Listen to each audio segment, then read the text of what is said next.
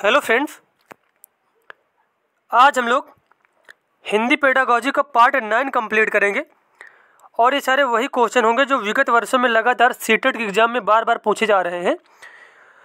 और अगर आपको वीडियो अच्छा लगे तो चैनल को सब्सक्राइब करें, वीडियो को लाइक करें, कमेंट करें। चलिए देखते हैं अब यहाँ पे क्वेश्चन दिया गया है।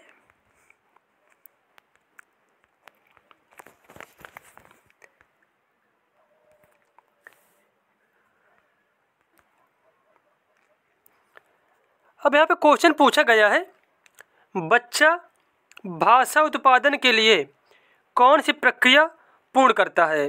भाषा उत्पादन के लिए कौन सी प्रक्रिया पूर्ण करता है। ध्वनि का उत्पादन करता है, ध्वन्यात्मक तैयारी करता है, शेष वाक्य की रचना करता है या फिर उपर्युक्त सभी। तो इसका आंसर हो जाएगा बच्चा जो है भाषा उत्पादन के लिए सारे काम करता है। तो इसका आंसर हो जाएगा डी नंबर, उपर्युक्त सभी।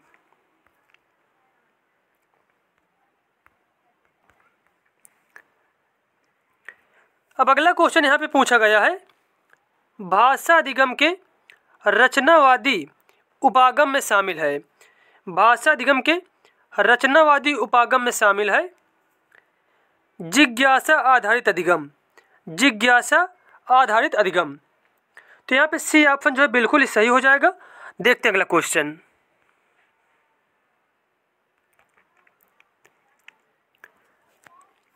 उसके बाद यहाँ पे क्वेश्चन पूछा गया है, एक अध्यापिका अपनी कक्षा को 4-4 के समूह में विभाजित करती है और उनकी पाठ्य पुस्तक से पढ़े गए एक पाठ पर आधारित मुद्दे पर वाद विवाद का आयोजन करती है। यह किस प्रकार की भाषा अधिगम गतिविधि है। कोई शिक्षिका है, कोई अध्यापिका क्या करती है, बच्चों को एक पाठ्य पुस्तक पढ़ने के लिए पहले बोलती है, फिर उसी पाठ के आधारित उस पर वाद विवाद मतलब उस पर बातचीत करने के लिए बात करती है कि इसमें से इसी पाठ जो पढ़ाया गया है इसी में आप लोगों को क्या करना है, डिस्कशन करना है। तो अब यहाँ पे पूछा गया है यह किस प्रकार की भाषा अधिगम गतिविधि है। तो इसका आंसर हो जाएगा निवेश गतिविधि है। कैसी गतिविधि है, इनपुट रिस्पॉन्स है। तो यहाँ पे सी ऑप्शन जो है बिल्कुल ही सही हो जाएगा।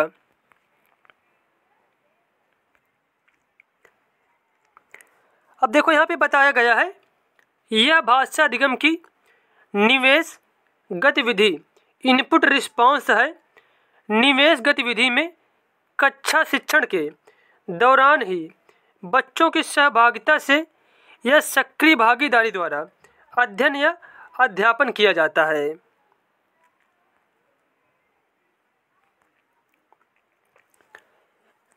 अब अगला क्वेश्चन आपसे पूछा गया है, निम्नलिखित कथनों में से कौन सा सत्य नहीं है।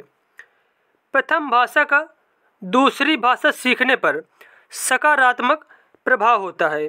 बिल्कुल सही दिया गया है यहाँ पे। प्रथम भाषा दूसरी भाषा के सीखने में बाधा डालती है।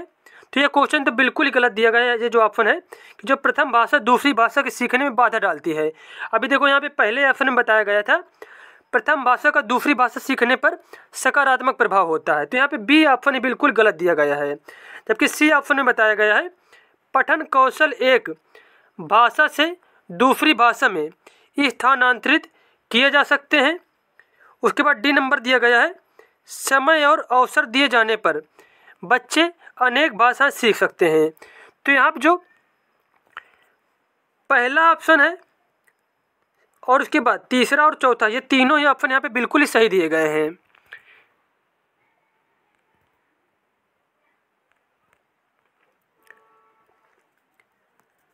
अब यहाँ पे अगला क्वेश्चन पूछा गया है, वर्तनी सिखाने के लिए निम्नांकित में से कौन सी एक विधि नहीं है। वर्तनी सिखाने के लिए निम्नांकित में से कौन सी एक विधि नहीं है। ड्रिल विधि, प्रतिलेखन विधि, श्रुतिलेख विधि या फिर प्रत्यक्ष विधि। तो यहाँ पे पूछा गया वर्तनी सिखाने के लिए कौन सी विधि को यूज नहीं किया जाता है। तो इसका आंसर हो जाएगा प्रत्यक्ष विधि का इसमें से यूज नहीं किया जाता। जबकि ड्रिल विधि, प्रतिलेखन विधि और श्रुतिलेख विधि, इन तीनों के द्वारा जो है बच्चों को वर्तनी सिखाई जाती है।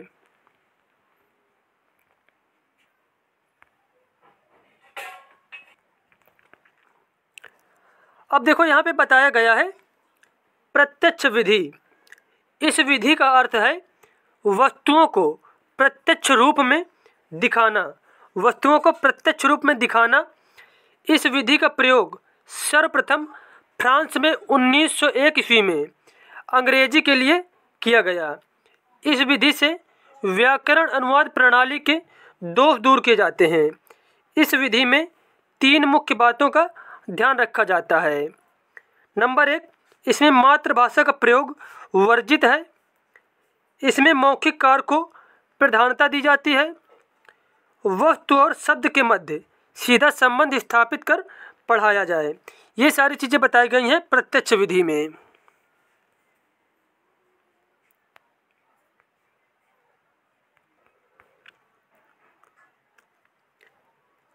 किस विधि के द्वारा एक शिक्षार्थी को दूसरी भाषा सीखने में सरलता से अधिगम कराया जा सकता है?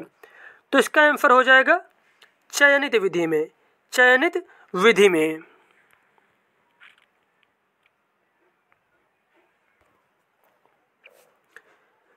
अगला क्वेश्चन यहाँ पे पूछा गया है, किसी एक भाषा की कक्षा के लिए निम्नलिखित में से क्या सबसे अधिक उपयुक्त है? किसी एक भाषा की कक्षा के लिए निम्नलिखित में से क्या सबसे अधिक उपयुक्त है? अब ए ऑप्शन यहाँ पे दिया गया है, लक्ष्य भाषा की आकृतियों और अर्थों के बीच संबंध स्थापित करना। लक्ष्य भाषा की आकृतियों और अर्थों के बीच संबंध स्थापित करना। तो यहाँ पे पहला ही ऑप्शन बिल्कुल सही हो जाएगा। किसी एक कक्षा भाषा के लिए क्या जो है सबसे ज़्यादा उपयुक्त है, तो यहाँ पे बताया गया लक्ष्य भाषा की आकृतियों और अर्थों के बीच संबंध स्थापित करना। तो यहाँ पे ए ऑप्शन ही बिल्कुल ही सही हो जाएगा।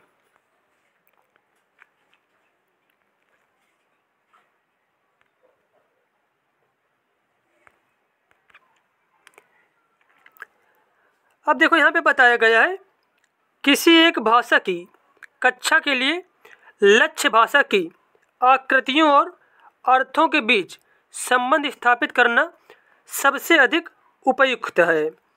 भाषा सिखाने में सर्वाधिक महत्वपूर्ण भाषा का समृद्ध परिवेश है, क्योंकि बच्चे परिवेश में मौजूद भाषा को अर्जित करते हैं। मूल उद्देश्यों की प्राप्ति के लिए भाषा का उचित प्रयोग कर लक्ष्य भाषा की प्राप्ति की जाती है।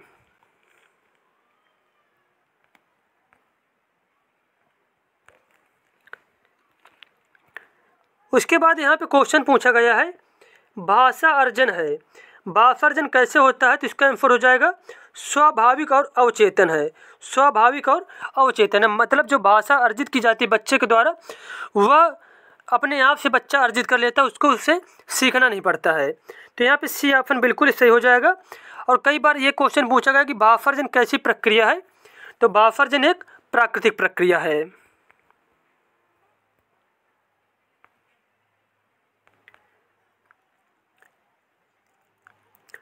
नेक्स्ट क्वेश्चन यहाँ पे पूछा गया है, काव्य शिक्षण का मुख्य उद्देश्य क्या है? काव्य शिक्षण का जो मुख्य उद्देश्य होता है, तो इसका आंसर हो जाएगा काव्य आनंद तथा विचारों के लिए है। काव्य आनंद तथा विचारों के लिए है।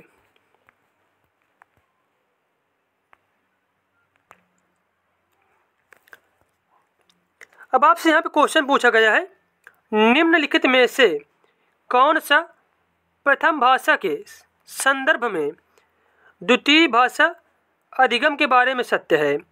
निम्नलिखित में से कौन सा प्रथम भाषा के संदर्भ में द्वितीय भाषा अधिगम के बारे में सत्य है?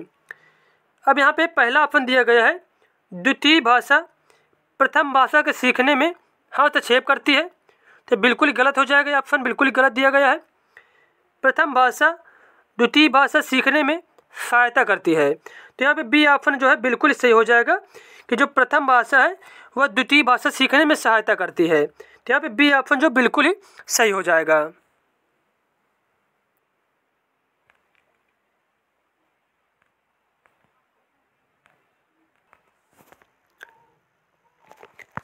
अब देखो यहाँ पे अगला क्वेश्चन पूछा गया है, कविता के शिक्षण अधिगम का मुख्य उद्देश्य है। कविता शिक्षण का जो अधिगम का मुख्य उद्देश्य होता है वह होता है आनंद तथा सराहना करना। आनंद तथा सराहना करना। कविताएं जो पढ़ाई जाती हैं वो बच्चों के आनंद के लिए पढ़ाई जाती हैं।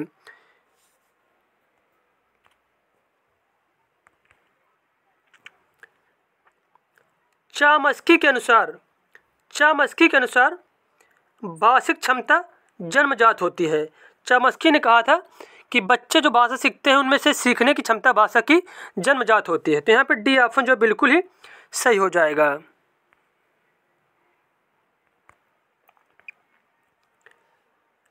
किसी भी नई भाषा को सीखने के लिए कहाँ से प्रारंभ किया जाना चाहिए? किसी भी नई भाषा को सीखने के लिए कहाँ से प्रारंभ किया जाना चाहिए? तो इसका आंसर हो जाएगा अक्षरों व शब्दों के मध्य साहचर्य से। अक्षरों व शब्दों के मध्य साहचर्य से।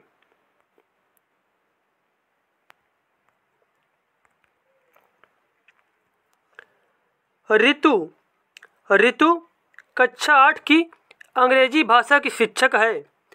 कक्षा शिक्षण के दौरान कुछ विद्यार्थी जो कि प्रायः पीछे रहते हैं, कक्षा चर्चा में ध्यान नहीं दे रहे हैं।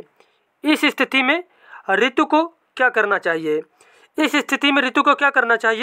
तो इसका आंसर हो जाएगा उन विद्यार्थियों से प्रश्न पूछें व चर्चा का भाग बनाएं और अपने शिक्षण युक्ति में बदलाव करें। उन विद्यार्थियों से प्रश्न पूछें व चर्चा का भाग बनाएं और अपनी शिक्षण युक्ति में बदलाव करें।